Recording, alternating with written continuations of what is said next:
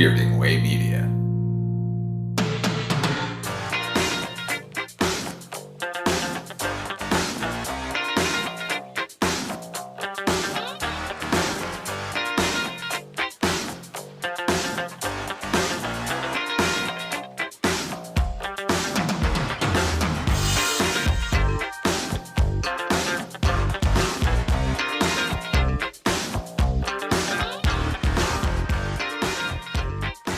We're here now. I still leave my recording in progress thing on so that everybody knows, so that they don't say terrible things on recording. This has just all been about blackmail. That's all this has been. This podcast nobody actually listens to it. It's just blackmail. Isn't that weird? It's just, I've been doing this so I can collect all sorts of like very milquetoast information about my friends. I totally believe you on both counts. Yeah, right. I really love movies. You know, what can we do with this information?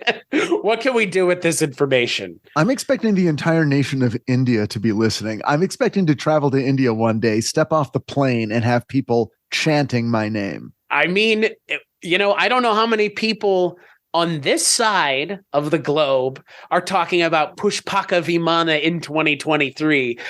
And I would go as far as to say, I don't know how many people on the other side of the globe are talking about Pushpaka Vimana in 2023 because there's more movies in the world than there are, you know, God knows what. So why would anybody be talking about a silent Indian film from the 80s in 2023? So I was on Deadline a few days ago. And they often cover, you know, international stuff because there'll be, you know, international film festivals and all kinds of things. And I'm just scrolling through, and then suddenly I see the name Hrithik Roshan. Yeah, baby. Woo woo. I'm like, and what were they talking about Hrithik? What was Hrithik up to? Is he in the next MCU movie?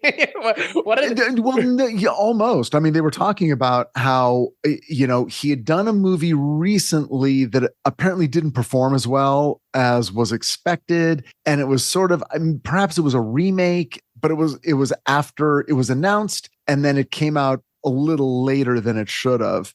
I think he was saying that the announcement drove people to see the original, and by the time their remake came out, the interest had sort of died off. Yeah, you're talking about Vikram Vedha. It supposedly was really good, but like I guess nobody went and saw it. Yeah. And then he was talking about, yes, I've had offers, things have come through to play, you know, maybe a bad guy in a MCU film. So he was, you know, he was responding to it, and I'm just like, this is amazing. I fucking like told you. 2 months ago, 3 months ago, I would have scrolled right past this. And now I'm like, hey, I know that guy. I am beginning to be semi-versed in international film from India. So I know who Hrithik Roshan is. I know Uday Chopra. I know Abhishek Bachchan. And now you know Kamal Hassan. And now I know Kamal Hassan. Who's actually a really big deal. A very big deal. What's funny is Mike and I, on the last episode of the Culture Cast, the show that you're listening to now, that I'm the host of, Chris Dashium, joined by my good friend, DC Titans' own Richard Haddam. Hello, everybody. On the last episode, Mike and I talked about Moondram Parai, which was another Tamil film featuring the one and only Kamal Hassan. So in that movie, he actually fucking spoke. Everybody spoke in that movie. But same can't be said for this movie. But I think that's going to be something we're going to have a lot to talk about. We're going to be talking about on this episode of the Culture Cast, the second to last episode for Indian Cinema Month. We're going to be talking about 1987's Pushpaka Vimana. So the film is directed by Singitam. It does star Kamal Hassan and Samir Kakar and Tinu Anand in all completely silent, no speaking roles.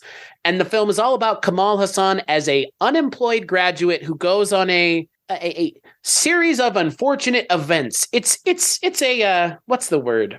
Bildungsroman in a way. It's a story of, I don't know how to explain it. It's a day in the life. It reminded me a lot of After Hours, the Griffin Dunn movie. It's got that, but because he's stepping into the shoes, as it were, quite literally, of someone who is of much higher status. Yeah.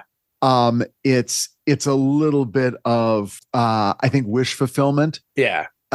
So like Trading Places-esque, like little bit of Trading Places, little bit of Prince and the Pauper, right, little bit of taking care of business. Anytime someone switches identities and trades up, now it's only one way. We only see him go up. We don't get to see the rich guy suddenly. I mean, he's kept off camera. We'll talk about what's going on with him, but it's not like he then learns a lesson by stepping into the shoes of a poor man. He doesn't learn shit. No, and our titular character, played by Kamal Hassan, not given a name, just the graduate. So, a lot of them don't have names. According to the cast, a lot of it is the magician, the hotel owner. I don't think any of the characters have proper names. So, I think the only name that's the proper name that's given is like the places, Anand Bhavan and Pushpak, but I don't think they. I mean, again, what point is there to have names? Nobody ever talks. Right. Yeah. They're very much just sort of the space they hold, right, in the hierarchy of. I don't know if it's a caste system comment or if it's. Or if it's just financial stability. I'm not knowing a ton about Indian culture. I don't know exactly every last thing that was being skewered or the disparities that were being highlighted. But anyone knows what this movie is about. So tell me a little bit about what you thought about sitting down to watch Pushpaka Vimana, because I think the two of us a little skeptical going into a silent movie. Well, considering that the last movie you had me watch was Doom 3. Another silent movie. Well, a movie that was made, 40 years later and at, the absolute height of cinematic production. This one starts out looking like a student film. Yeah, in a lot of ways, yeah. So I was like, okay, all right, get off your Doom high horse and experience this for what it is. And it took a little while to get into it. I think it's a movie that for me got better as it went along, became more engaging. I think the humor became sharper. I think the visual approach to the humor actually evolved as the film went on. Because I remember early on thinking, well, I know what this is supposed to be, but Kamal Hassan is not exactly Rowan Atkinson. He's not exactly Charlie Chaplin either. Right. I'm not watching Mr. Bean. I'm not watching a highly skilled physical comedian, who uses his body like a dancer and every movement is so I was like, well, this is a little bit like, Rick Moranis, okay, this is sort of India's Rick Moranis. I love Rick Moranis, so I'm actually elevating Kamal Hassan's performance. But I will say this: as the film went on, I warmed up to him. I warmed up to his performance. I found more physical charm in what he was doing. I don't think he rises to the level of a great silent film comedian. I found he was engaging. Well, I don't know. I mean, again, not knowing the context, what people expected of him, what his iconography within Indian filmmaking was at the time, whether this was exactly right in line with what he always did or a shocking departure, I have no idea. So from a complete outsider's point of view, I found that he was a warm, engaging presence, not overwhelmingly charismatic, and he did not overwhelmingly impress me as a physical comedian. Nor did the director overwhelmingly impress me as a master of silent film composition, scene construction, blocking, and camera work. It was all a little loose, but having seen so many movies like this, I was able to sort of go, oh, okay, they're doing one of those. So, couple things to answer your questions that you've kind of posed. One, Singatam came up with this idea when he was in the shower for a complete silent movie. He was helping out a director KV Reddy, and they were directing a scene where characters didn't have to talk. And that's kind of what put him on this idea of take that one singular scene, flesh it out into a 2-hour film. This was the first dialogueless film in India after their silent era that they had, just like Western cinema. I'm sorry, I missed. Did you say that he was the DP on another film? He was assisting someone else with a scene where there was no dialogue. And he was like, can we do this as a entire movie? And what was he like? What was his role on the film set? Like, is this the first film he directed? No. Oh, okay. So he was just sort of. No, he was just, I mean, it's like anything else, right? I mean, when you're assisting someone else, who knows where the ideas come from? But I guess he really got a bug up his ass about not wanting to make a movie where people are delivering lines of dialogue. So that's what pushed him to make this movie. So to answer your question, Singitam, not known for being a silent director, Indian cinema not known for embracing silent film, post the silent film era in India.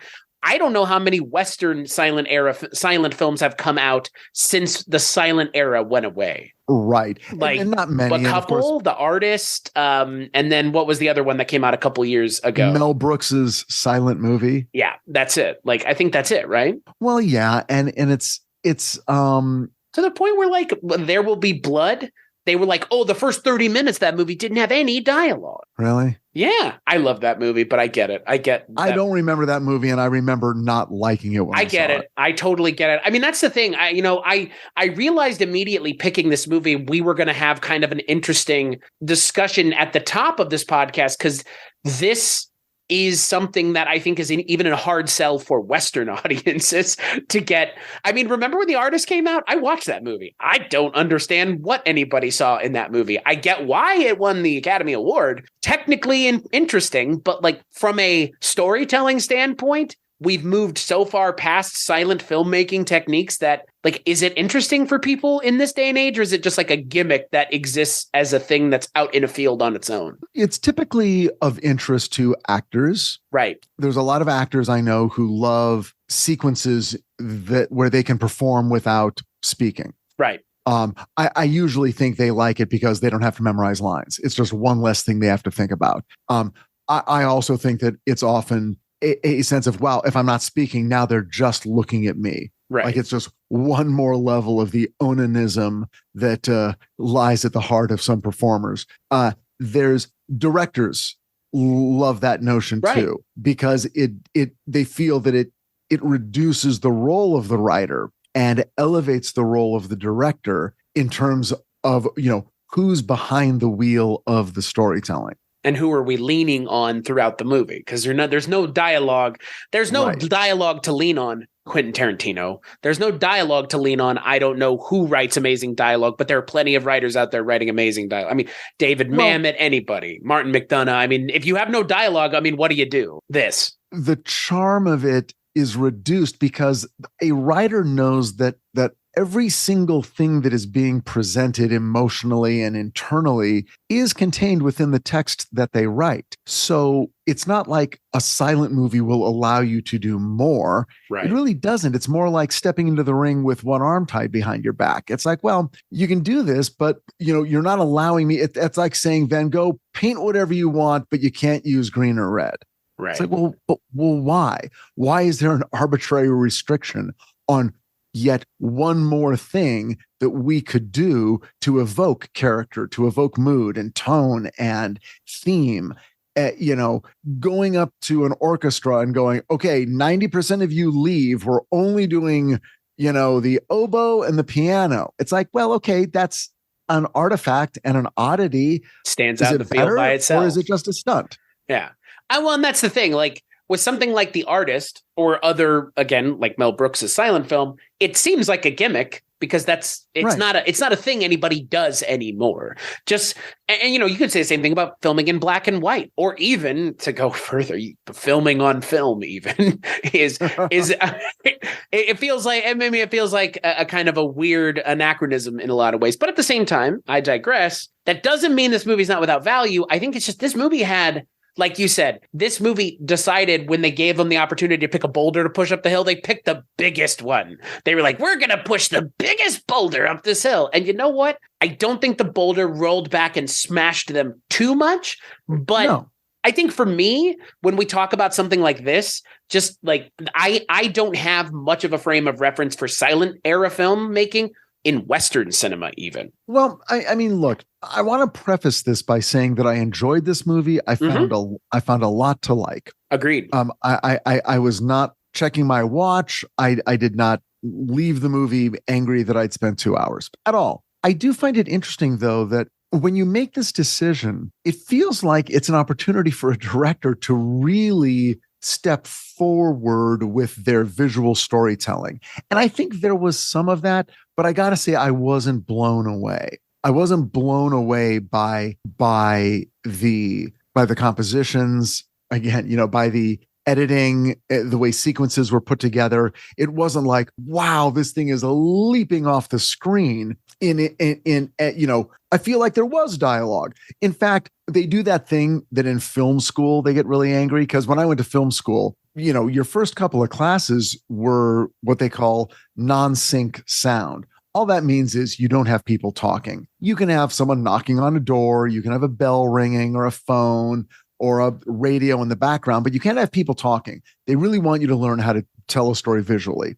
Fine. But the one thing you really don't want when you're doing that is to see people talking, like mouthing words or miming intentions. Right. Now they come up with a way to sort of cover that. There's a sequence, more than one, where the graduate is communicating with the magician's daughter. Yeah. And she's on a balcony across the way. Now, in that case, in real life, they cannot hear each other. So the fact that they're signaling each other and, there's a lot of semaphore and pointing and thumbs up, and that I'll excuse. But when they're standing next to each other and you can see that they're mouthing words, and when we get what's going on, but to me, that breaks in a way, the rules. It sort of breaks the illusion that we're going for, which is, this is a silent movie. There were too many times it felt like it was struggling against itself. Like like, oh, we really want to talk right now, but we can't because we said we weren't going to.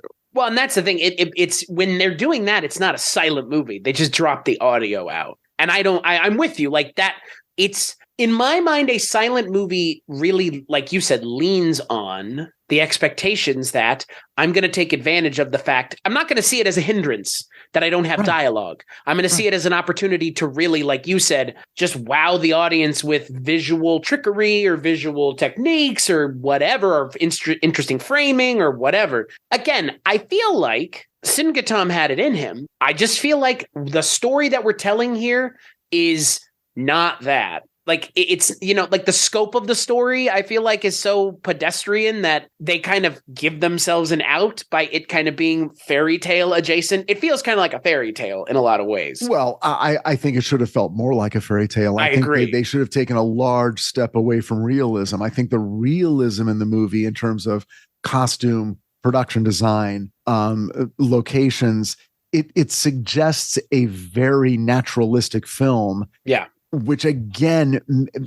makes the absence of dialogue present in a way that it should not be. There is a way to embrace those situations. There is a way to go, okay, we're going to do this. We're going to make a silent movie, not just a dialogue-less movie, a silent movie. And that distinction needs to be made, because I feel like the movie doesn't make that distinction clear enough, because it gets bogged down in not knowing what it wants to be, which is unfortunate, because the moments where it's doing the things that I expect from a silent film, or the things that I didn't expect, but are, I don't know, novel in concept, they don't do enough.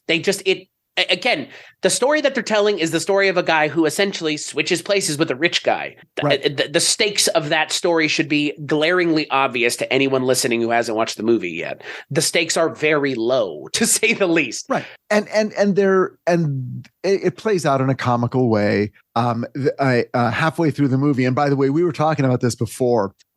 Halfway through the movie, we introduce a new character, the killer, who I think might be the best part of the movie. Oh, yeah. Now, this is the guy I refer to as the Indian Joe Flaherty.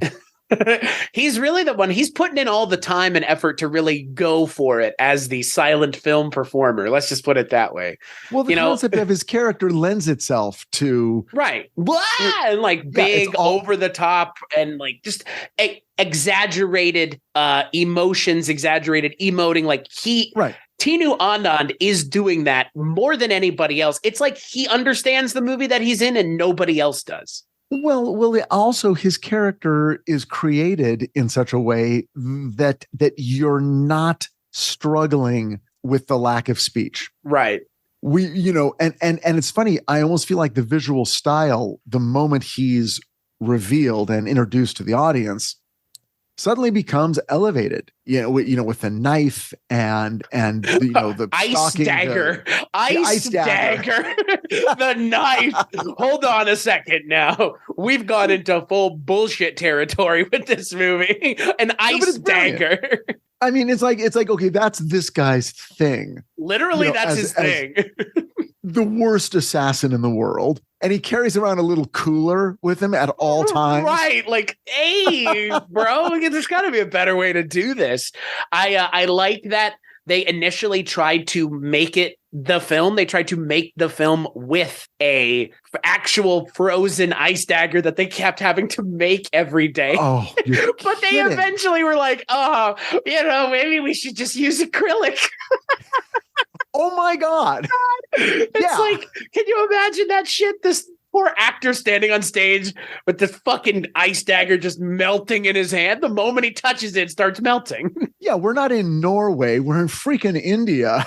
That ice dagger is not going to last. In the summer, too. Like, definitely not like the cold season in India either. But again, like, that speaks to a different movie. Like, where's that throughout the rest of the movie? That kind of weird sense of humor. Because, like, an ice dagger is very strange. And the way he uses it and the scenarios he gets himself into with it are funny. They end up being funnier than anything else. My feeling was that it did move steadily in that direction. Right.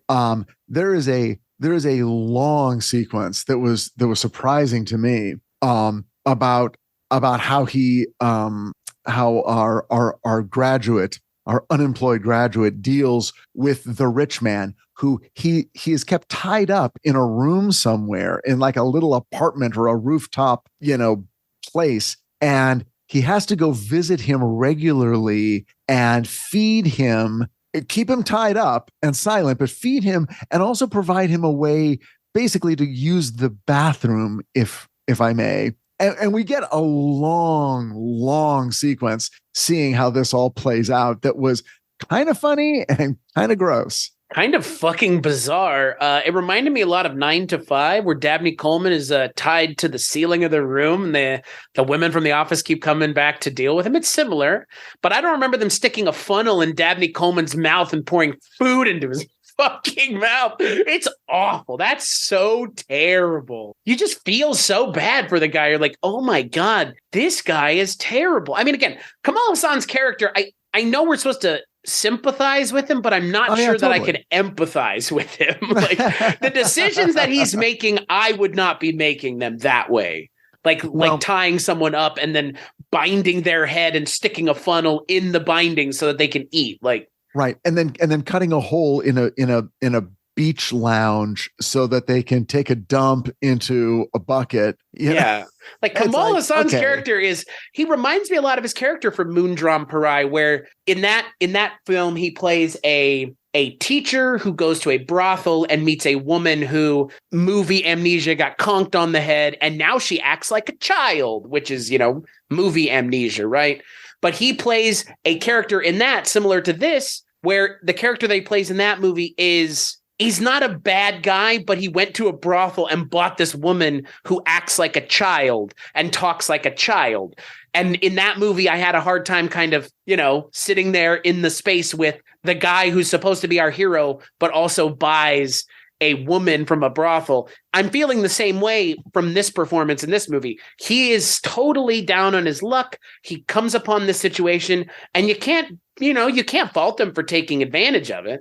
But then all of a sudden, it goes off the rails, as it tends to in a story like this. So not again, not being fully acquainted with what the world was like in India or this part of India in 1987, but I'm going to guess that has a lot to do with gauging an audience's level of enjoyment, watching a very rich man be humiliated and taken advantage of, while a very poor man gets to enjoy the relative luxury of that man's life. Right. And again, I mean, that message still plays in 2023, maybe even more so. But I think even in 2023, if you saw a person in a film tying a rich person up to a table and sticking a funnel in their mouth and feeding them, I think even you or I might go, maybe your methods are a bit archaic here. Well, again, I would almost like tonally, I would lean toward embracing the absurd, because at least that puts us in that territory. But I want them to go further, I guess, because my point is more like what they're doing is kind of not far enough to be comical. Right. It's kind of weird and upsetting. Well, it needs to go one step further. I don't know what it would be, but one half step further, and it's maybe verging into that absurdity that you're talking about. And I don't know if this director, again, at this point in their career, was adept enough to carry off these sequences. Now, again, later in the film, and again, there's some wonderfully absurd things. There is a magician who is also staying at the hotel, and it's the magician's daughter that our unemployed graduate becomes infatuated with and ultimately starts a bit of a romantic affair with. But within that magician's apartment or his hotel room, the logic is that the things that he has are actually magic. So, best I can interpret what happens in that scene. A guy starts levitating at one point. Whenever we're in that room, objects fly around. Wands can raise people and lower people. It becomes like Harry Potter or something. Exactly. Now again, not in a way that's going to blow you away as an audience, but just as a gag, I found that to be very funny. And also that's the direction that I felt the film was most successful, when it was embracing the absurdity and taking advantage of the opportunities of visual humor, because that's classic. I wish that the magician, when he'd been performing, they had also found ways to let the magic of silent film and the notion that this guy somehow could do things, let that play out a little more. When he's performing down in the lobby, the tricks he's doing seem very pedestrian and not that interesting at all. Up in his room, people are like rising off the couch. Real magic is happening. Yeah, exactly. And, ice buckets are flying away and have to be grabbed back out of the air. That stuff was all really great. So that's when I felt like the film was sort of finding its mojo. There was the classic Scooby-Doo sequence. Remember that? The camera facing down a hallway, 3 doors on each side. Oh, yeah. Running in and out of the doorway. I thought that was Benny Hill. It's Benny Hill. It's Scooby-Doo. It's every cartoon and child's entertainment thing known to man when the heroes are being chased by the villain. Right. I mean, it goes back to the Three Stooges and Abbott and Costello, but that's the direction you need to be traveling, is backward. You need to be going back to Buster Keaton and Charlie Chaplin and visual humor. That's where the key of all this is and its success is going to lie. And this film achieved that less than I wanted it to. And it achieved it less often and with less skill than I would have appreciated. I don't think I would come away from this movie going, this director, he is a master of the language of film. He pulled off some nice moments, but there should have been more for a 2-hour film. Well, and that's, that is the thing about Sean Gitam, I think, overall as a director. I don't think he's known as a director who is, one of the, like a Scorsese. He's more of a kind of a, I don't know how you would describe it. He worked in a lot of experimental film early on in South India, and then he directed about 60 movies, won some film awards, won all kinds of stuff, but he's more of a versatile actor, kind of a journeyman. He's done all kinds of stuff, been everywhere, done all kinds, not just one thing, not just directing dramas, not just directing comedies. I mean, again, directed a silent film, first one since the silent era. So I think I'm with you in the respect that the things that I wanted from the movie were what the movie delivers, sort of, and I'm almost of the mindset that it's a bigger crime to deliver sort of than to just not do it at all. Because by doing it somewhat, you let me know, especially with this movie, that you could have done it. Like the parts of this movie where they're doing it are more compelling than most of the things going on in this movie. So what was pushing you to think that those weren't the things that were entertaining is where I come back to. What were we trying to achieve here? And what were we kind of sacrificing to tell the story versus just being entertaining? Because again, this movie doesn't even need a story. It could just be a guy wandering around, and that's going to be impressive enough if you can pull it off as a silent movie. And in some ways, it kind of just is a guy wandering around for 2 hours. Well, okay, so God forbid I bring up one of my favorite film actors and directors, Jerry Lewis. But you look at his debut film, The Bellhop, and that movie has several silent comedy sequences in it that are delivered more expertly than they've ever been done.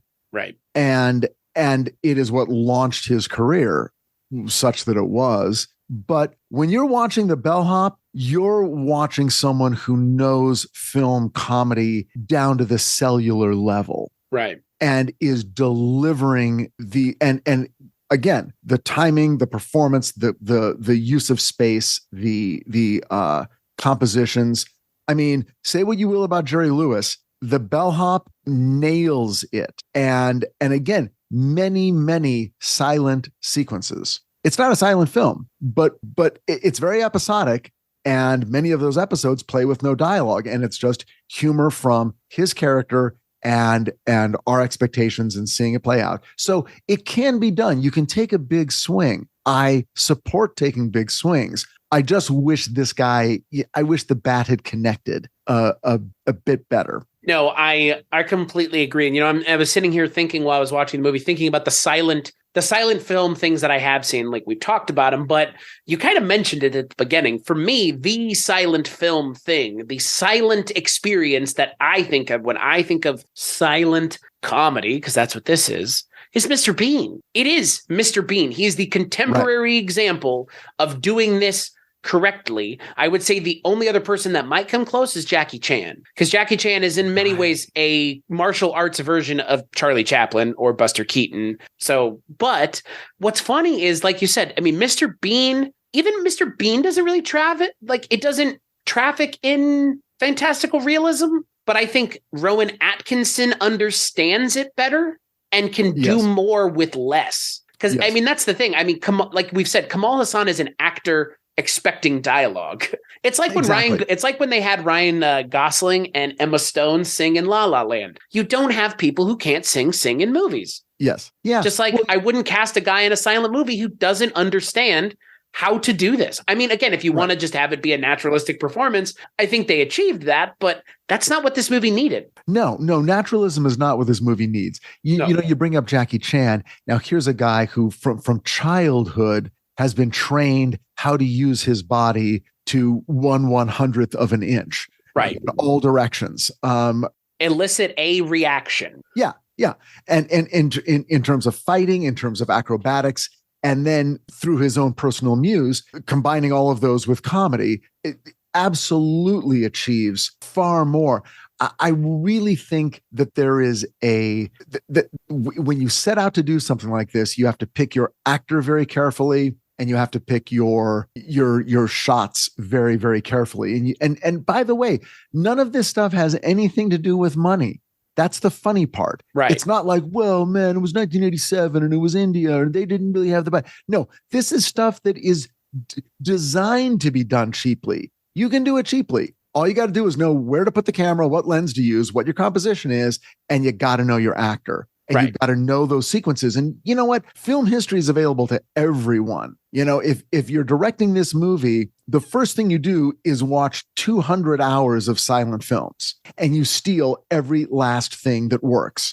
And then you redo it and you revisit it in a new location with a new actor under a new social, cultural, political regime. But you still do all those same things because the laughs are the same. You just have to remount them in different places. And you can do that and it doesn't cost a dime. So again, nothing against Kamal Hassan.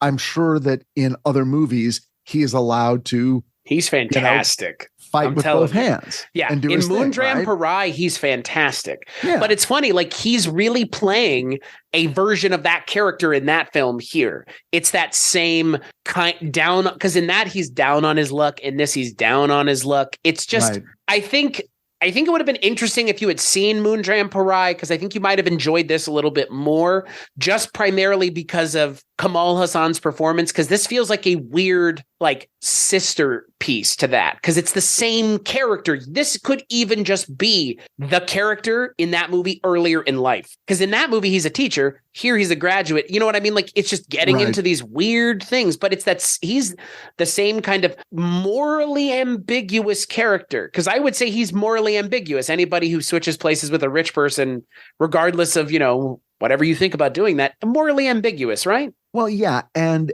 he does not have the sort of face. It's not like his emotional inner state is painted upon his face moment to moment. No, he's not Harold Lloyd, which is what this needed. From a grin to a grimace to a look of terror when things go wrong. He's got a little of it, but no more than most actors. In fact, to a degree, less. Right. So kind of an odd choice. Well, it's odd because, and I agree with you, it's odd because the role that he's playing in Moondram Parai, this kind of hang dog teacher, it's here, but it doesn't work as well here, because it works really well in Moondram Parai because he can endear himself to the audience by being kind of, I don't know, I wouldn't say charismatic, but caring for this woman. In this, it's just, he is kind of a cipher, and it is kind of a problem. It's actually a big problem because, again, like you've said, like we've talked about already, you need to understand the assignment here. And the assignment is not write 10 pages about your favorite movie. It's write 2 pages, but every word has to matter. Right. And it's got to be simple. And it is. The storyline is very simple. He's not called upon to deliver complex emotions and multiple layers. But it is funny because, again, having, the movies we've just watched, I'm like, wow, we need Uday Chopra's face. Really, or or Amir Khan, right? Or Amir Khan, absolutely. Amir Khan, absolutely. Right? You get it. We all get it, man. But that's the thing. Like, again, Kamal Hassan's a great actor. I don't think this was it. This is such a hard task. Like, this is not easy. This is as hard of a task as you can get short of, I don't know how you could make a movie any harder. I don't, because even black and white's not this hard. It is in a way, but like the expectations are different. It's more of a lighting question and a composition question. This infects the entire movie because there's no dialogue throughout the entire goddamn film. Right. And yeah, he's sort of finding his inner Robert Duvall. Oh, interesting. Which is not what you need here. You need some, but again, like, if I guess the question comes down to, it's not the performance that Kamal Hassan is turning in. I think it's what they were asking of him to do. And I just don't think what they were asking him to do was interesting. And I feel like if they had done it, I don't know. I don't know what could have been a better direction to take this movie, because you've already put yourself in such a dire position by saying, I want it to be a silent movie. Like, I wouldn't make a silent movie. Can we just say that? Like, I don't think either one of us would ever go, let's tackle a project that we've both been meaning to do for the entirety of our careers. A silent film. Like, well, look at it this way. If you nail it, you nail it, though. People will not forget it if you nail it, right? Was this film a box office success when it came out? It was a success when it came out. So the question is, were a lot of silent movies made after this, trying to capitalize on the novelty? I think it opened up people to be more experimental with film, but I think Singitam was already pushing that. The kind of information that I saw, this movie is well regarded. It's well regarded as kind of an interesting entry into Singitam's, kind of filmography. It is seen as a worthy entry into Kamal Hassan's filmography as well. But I don't think it moved the needle to the let's make silent films, just like similarly to the way the artist didn't move the needle one singular fucking iota. No. And you know what? That's fine. Right. They're not expecting to, I don't think. Even if you do, like, even if today, someone decided to do that, it would still just be an artifact. It would still just be like, oh, you did something as well as it was done 100 years ago. Yeah. How can I entertain the most people the quickest, right? No dialogue, no barrier to entry. I mean, that's the thing about this movie that I do applaud. Everybody who's in this movie, they're not Hindi actors or Tamil actors or Telugu actors. They're all kinds, because what a surprise. Doesn't matter when nobody has to say anything. Right. Yeah. I applaud that.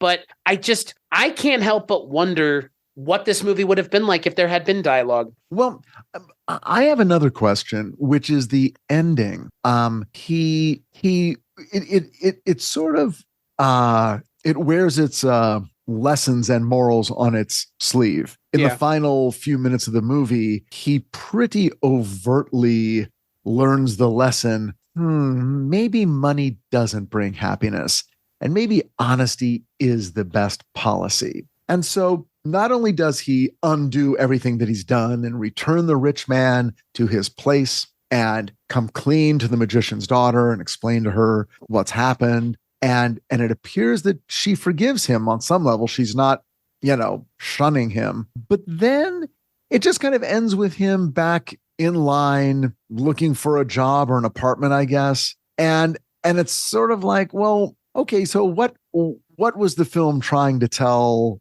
its modern day 1987 Indian audience? Like, no rewards whatsoever. The fact that you went and did this thing that was kind of a bold move that you didn't have to do, to say the least. Yeah, it pays off zero. Like, he didn't even get to continue whatever his relationship was with the girl. It's sort of like, no, the lesson here is don't do it. Stay where you are. You're in your place. You would have been really put off by the ending of Moondram Pirai then. You would have been real put off by that movie. Oh, shit. What happened? It's at the end of the movie, the woman goes away and he's just on the train platform doing these kind of childish faces and stuff for her that she loved when she was the child, because she is no longer a child because the amnesia wore off. And she just leaves on the train and he's like chasing after the train, and that's it. That's it. And you know what? There it makes sense, because in a lot of ways, if you look at it as Kamal Hassan is not the antagonist of the movie, but maybe a unreliable character, given that he bought a woman from a brothel, her getting away from him could be seen as the happy ending. But given that our character in that movie, the main character, is Kamal Hassan, you can't help but feel bad for him. In this movie, they kind of do the same thing. They're just like, and by the way, go fuck yourself. Like, in a lot of ways, it kind of feels like, just go fuck yourself then. Like, nothing you did matters. Nothing you've done matters. And you're right back where you started. And that's why I said it reminded me of After Hours, because Griffin Dunn in that movie leaves his office, has the adventure of an evening. And where does he get dropped off? Right back in front of the office. And he goes right into the building, and that's it. Well, and I think you can talk a lot about, and these movies were made almost the same year. I mean, wasn't After Hours like 85, I think? Mm-hmm. Something like that. And honestly, I can't believe I'm going to say this, but as much as my favorite non-Goodfellas Scorsese movie is After Hours, like without a doubt. I really enjoy After Hours. Now, I mean, not to go too far afield, my favorite Scorsese film is King of Comedy. Fair. And we can talk about that on a later podcast, if ever. But yeah, there was something like, there is no conversation about After Hours that is not about Manhattan in 1985 as experienced by young, upwardly mobile white people. Right. Okay. That's almost the entire conversation. Right. I mean, so it's commenting on a very specific time, place, and social level, which is awesome. And if the answer to all that is you can have as crazy a night as you want, but in the morning you still have to go back to your soul-sucking job in an office, right? In Manhattan. Okay, what what this movie meant to the people watching it in 1987, not in terms of enjoying the laughs, but in sort of walking out going, yep, that's how the world is. You bring up his other movie where he sort of his main relationship is with a prostitute. And there's all kinds of movies where the prostitute holds a specific role. And typically it is a man saving that prostitute. That is one of those roles. Right. Okay. So I meet you as a prostitute, but then it becomes real because I see you as more than that, meaning the man. And then that redeems her and she becomes a real girl. Right. And we live happily ever after. So every prostitute story is just Pinocchio, is what you're saying? Well, kind of. I mean, it's like, I don't see you as just an object. I see you as a living, breathing entity with a soul. And because I see you that way, and you've gone so much of your life not being seen that way, it's become your reality. And now I'm changing your reality by seeing you differently. That's that kind of story. You're saying in the other movie you're referring to, what's it called? Moondram Parai. Moondram Parai, that's not what happens. Or maybe what happens is he turns her into a real girl and she says, thanks. Adios. Again, but like this movie trades in that same just like, and that's the way it is. Like this movie, the same thing. The woman leaves. Kamal Hassan is once again left holding the bag. And what does he do? He just goes, all right. Well, yeah. Back at it again. Like he doesn't even act hangdog about it. He's just back in line. I mean, are we saying that in the first half hour of the film, he was so avaricious that we learn that his main character trait is, I will do anything to have the life of a rich man. And then the opportunity comes. And then when he takes it, he realizes that it's not everything he wanted. I mean, look, here's the thing. He does a bunch of stuff, but none of it is bad. It's not like, oh my God, he turns into a monster. Look at this guy. We liked him better when he was poor. And then he learns the lesson that, it all went to his head. It didn't go to his head. No, but to be fair, you have to have dialogue to be able to convey that though. I don't know. I don't agree. I don't agree. No. It's easier with dialogue, but I feel like that's always the case, huh? Well, yeah, everything is easier with dialogue, but you can still do the silent sequence where he's cruel to poor people, where he's thoughtless, he's driving his, rich car and throwing, champagne glasses out the window, and the broken glass is flying up into the eyes of the poor. What fucking movie do you want to write, Richard? You can throwing glasses at people. You can visually illustrate a guy being a dickish rich guy, a haughty asshole. It wouldn't be that hard. I just don't know why that was. I don't know why they didn't want to tell that story, because that's the ending they kind of give our hero here. Right. Is that, I turned into something I'm not. I turned into the enemy. And you know what? Better that I just be myself and do it honestly. But we get that. I mean, it was a fairly simple point. Yeah, you shouldn't lie. I don't think he needed to see a bunch of pictures from the hotel owner's life to learn the lesson that, well, maybe earning your money the real honest way is better. It's like, okay. Seem Gatam just traveled into the future, saw the menu, saw the way they did it in the menu where they have all these clippings on the wall, and Seem Gatam was just like, I like how lazy it was there. Let me do it in my movie. Couple of things I hate. Couple of things. Break it down for me. I want to hear what Richard hates in filmmaking. I want to hear it. This goes back to film school, but when I'm like working with students, it's like, don't have a scene where someone walks into their apartment after work and then looks at a picture on their mantle of somebody and then walks into the kitchen. And we're supposed to get something from that. No. Oh, they've conditioned us pretty well to get something from it, though. I'll give them that. Oh yeah, and this is what you do I don't know. Right. I'm with you. It's just like, it's as lazy can be. Yeah, the film school. Well, the joke in film school is there's only 3 movies in film school: The Bum, The Dream, and The Bum's Dream. But in film school, all you ever see is a college guy walking into his college dorm, slumping down on the couch, and then looking over and seeing a girl smiling in a picture. Right. And it makes him sad. Now, what do you think's going on in his life? And if she's younger than him, it might be his girlfriend, or it might be his sister. If she's older than him, it might be his mom, or it might be his sister. Well, let me help you. It's the girl that broke up with him. Yeah, or it's Always. that, or it's that. 100% of the time. I was trying to give them other options to go with, Richard, and they chose not to. I don't know why. Yeah, they didn't. I would like for once for them to have a guy look over and it be a picture of another guy, like two guys, and he's just like, mm-hmm. But by the way, watch any network pilot on any given year, and you will find a cop going home and looking at a picture of himself with a woman and a child and a dog. Maybe he'll touch it wistfully too. Right. And run the finger down the side of the frame. Pick it up and stare at it. And all we know is none of those other people are in the place where he lives right now. Right. They might not be alive. They might not be dead, but they're not there. They're not there. This person's alone. Okay, great.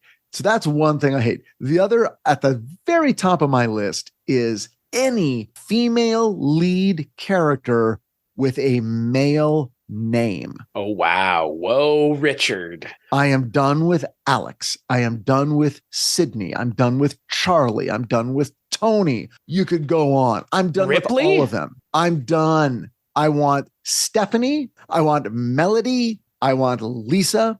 Are you fucking doing Mambo number 5 right now? I'm going to stop you here. I want Monica in my life. I want a little bit of Jessica. You were literally naming the Lou Bega names without naming it. I thought you were pulling some long con joke here. No. And then you pulled your white fucking pork pie hat, and all of a sudden, here's Richard doing his best Lou Bega. Who would have thought? You know, because the implication is she's not worthy of a lead role unless you can sort of trick yourself into thinking she has male attributes signaled by the name. It drives me fucking crazy. Like, we can't get behind a strong woman named Amanda. It's impossible. I'm not on board. You got to call her Rocky, but we know her name is Raquel, but she's Rock, and they all call her Rocky. Hey, Rocky. It's like, that earns her the right to be the lead of this show. Drives me fucking nuts. But anyway, I don't do that here, but they do the other thing, so it doesn't kind of fucking matter. There's a lot of pointing at pictures and people going, "Oh, that's who that guy is." Okay. Yeah, but I again, I'm not going to give the movie an excuse, but I feel like this may be where I'm like, hey, them pointing at things, maybe not the end of the world, given that they can't really do anything else, I guess. Emote or attempt, if you're Kamal Hassan, really try to emote.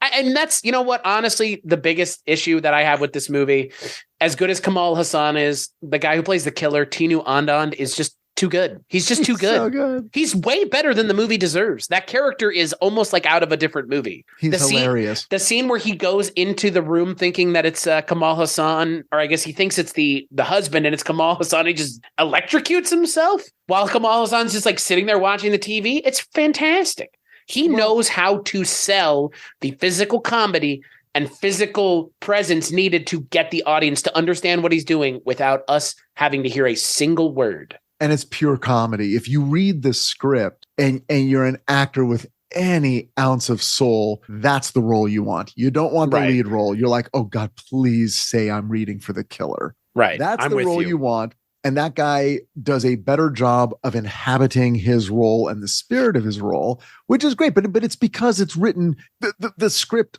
allows for it and, kind of tease him up as it were. So that guy's great. I gotta say, I do have a deep love for the walking into the discotheque and doing the signal where you flip your tie over your shoulder. That's how they're going to know each other. The tie flipping, that killed me. I love that's the signal. The signal is flip your tie. Yeah, couldn't be more obvious.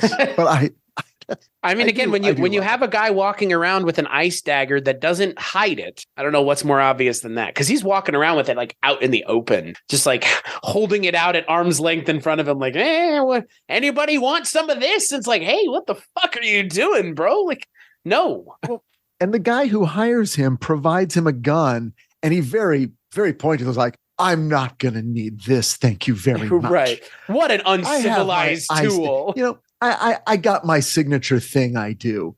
It's the weapon that disappears. Okay. It's genius. Isn't there, correct me if I'm wrong, wasn't there a Clint East? Yeah, okay. Oh, wait. Oh, no, wait, what? Clint Eastwood? Oh, a Clint Eastwood, wasn't there a Clint Eastwood movie where the assassin has like ice bullets? They did like a whole Mythbusters thing about it. But that's what like Deadpool or something? Yeah, something like that. But it's like a sniper who's sniping at people with ice bullets. And it turned out like, shockingly, you can't do that.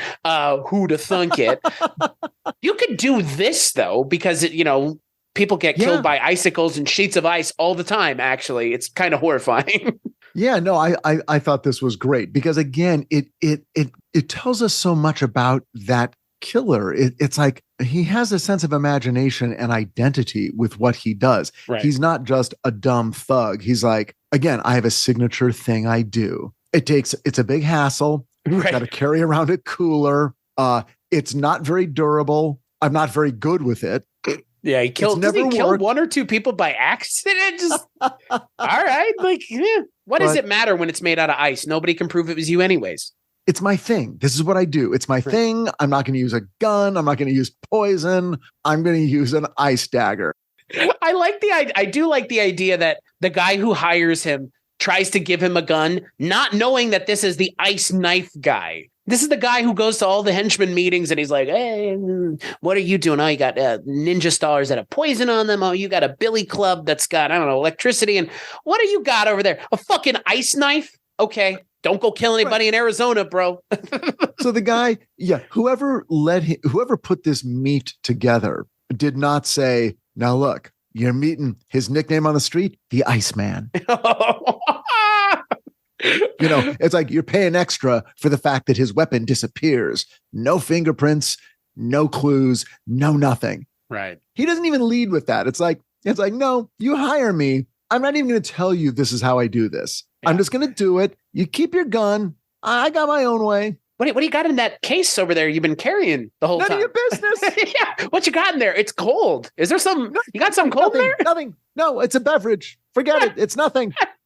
What a fucking, you know what? That's the most fun part of this entire movie is the fact that the guy has an ice knife and then that the magician is able to actually make magic happen. Yes. Like that's the most fun. It's fun. And I actually like the magician's daughter, India's Melissa Fumero. Do you know who that is? I do not. That was the female lead on Brooklyn Nine-Nine. Andy Samberg's love interest. Gotcha. That's kind of how I felt. I'm like, oh, she's kind of got a Melissa Fumero thing, sort of a, really fun, cool girlfriend kind of vibe. And, I kind of wanted to see them together at the end. I feel like they really, I mean, we've talked about it already, but they really punish our lead unnecessarily. And I'm not going to say it leaves a bad taste in my mouth as an audience member, because again, I didn't know what to expect going into the movie, but the movie takes a very clear stance as to what it perceives to be the moral standing of our lead, right? The movie's taking a stand on it. Yeah, it's just a little flat. That's all. I agree. Again, for a big swing, you want it to swing bigger. Yeah, I'm with you. 100%. So on that note, Richard, final thoughts on Pushpaka Vimana. I appreciated watching it. I'm glad to know these actors, all of whom are new to me. Kamal Hassan is great. I'm looking forward to seeing him in some other stuff. And it's funny, when you told me it was a silent movie, I'm like, oh, great. So I'm not going to be reading subtitles the entire movie. I can just, oh, wait, my eyes will still be glued to the screen. It's not like I can fold laundry and watch this movie. Richard had him laundry king, so I've heard. That's right. That's right. I hear you, baby. I'm the laundry king of our house. Laundry king. Yeah, man. It's a special time. I go upstairs, I close the door, I put on The League, and I fold laundry. The League? Don't you watch The League on FX? Yeah, I mean, I've seen it. It's it's the one with Nick Kroll. I'm just surprised you watch it. I love The League. I know nothing about football. I hate football. That show is fucking hilarious. I was to say, and 9/11's own Steve Ranasazi.